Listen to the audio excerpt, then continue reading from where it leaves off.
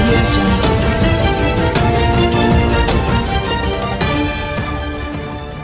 ఖర్చు పెట్టడానికి సిద్ధంగా ఉంది. ఈరోజు 825 టీములు మన మల్కాపూర్ గ్రామానికి ఒక టీం వచ్చింది. ఈరోజు ఇది ఒక టీం. ఇట్లాంటి టీములు 825 టీములు ఇప్పుడు రాష్ట్ర వ్యాప్తంగా ఉన్నాయి. అన్ని జిల్లాలలో, అన్ని ప్రాంతాలలో, అన్ని తాలూకాలలో ఈ కంటి పరీక్షలు జరుగుతూ ఉన్నాయి. ప్రజలు దీన్ని బాగా సద్వినియోగం చేసుకోవాలి.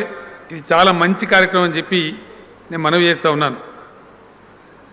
ఇది తప్పకుండా అద్భుతంగా విజయవంతం అవుతుందని కూడా చెప్పి నేను ఆశిస్తూ ఉన్నాను.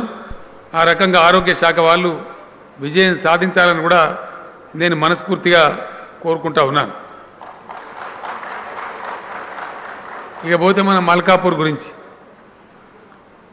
మల్కాపూర్ గ్రామానికి నేను చెప్పేదేం లేదు. నేనే ఇక్కడి నుంచి నేర్చుకొని పోవాల్సింది చాలా ఉంది. ఇది అంత మంచి గ్రామం ఈ గ్రామం. మొన్న ఇక్కడ ఈ ప్రోగ్రాం నా నియోజకవర్గంలో నేను ఏదో చోట తప్పకుండా ఇది ప్రారంభిస్తానని చెప్పినప్పుడు తూప్రాన్ మండలానికి నేను ఈ మధ్య రాలేదు. తూప్రాన్ మండలమే పోదామని చెప్పినప్పుడు మన జిల్లా కలెక్టర్ ధర్మారెడ్డి గారు, ఎలక్షన్ రెడ్డి గారు మల్కాపూర్ గ్రామమే రావాలి, బాగుంటుందని సెలెక్ట్ చేసినారు. అది మీ అదృష్టం కంటే కూడా నా అదృష్టమే బాగుందని నేను చెప్తా ఉన్నా. కారణం ఏంటంటే చాలా డబ్బులు ఖర్చు పెడతాం. మన రాష్ట్ర బడ్జెటే 1,70,000 కోట్ల రూపాయలు. 1,70,000 కోట్లు ఒక సంవత్సరానికి ఖర్చు పెడతాం.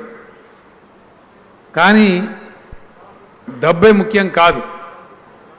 మన దేశంలో మనకు వచ్చిన పెద్ద సమస్య మన మధ్య ఐక్యత లేకపోవడం. ఐక్యత లేకపోవడానికి చాలా కారణాలు ఉన్నాయి. ఎవరు పెట్టినారో పెద్దలు పుణ్యాత్ములు. కులాల పంచాయతీ ఒక దుర్మార్గం. ఏ కులమైతే ఏ కులమైన ఒకటే కానీ అట్లా ఉండదు కథ మన దగ్గర. కులాల పంచాయతీ, మతాల పంచాయతీ. మతం అని పెట్టుకుని ఒక అడ్డుగోడ, కులం అని పెట్టుకుని ఒక అడ్డుగోడ, ఆడ మగ అనే తేడా. ఇది ఆడవాళ్ళు చేసే పని, ఇది మగవాళ్ళు చేసే పని. ఇది ఏ దేశంలో ఉండదు. ఇది ఎవడు పుట్టించిండో పుణ్యాత్ముడు. కానీ ఆడవాళ్ళలో చాలా గొప్పవాళ్ళు లేరా?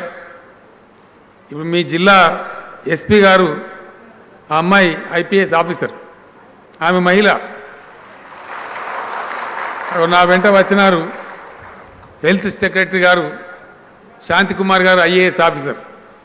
ఆ అమ్మాయి ఒక మహిళ. వాకాటి కర్ణ గారు వచ్చినారు, ఆ అమ్మాయి కూడా ఒక మహిళనే. మీ జడ్పీటీసీ గారు కూడా ఇక్కడనే వేదిక మీద ఉన్నారు, ఆ అమ్మాయి కూడా ఒక మహిళనే. మన జడ్పీ చైర్మన్ గారు రాజమణి గారు కూడా ఒక మహిళనే.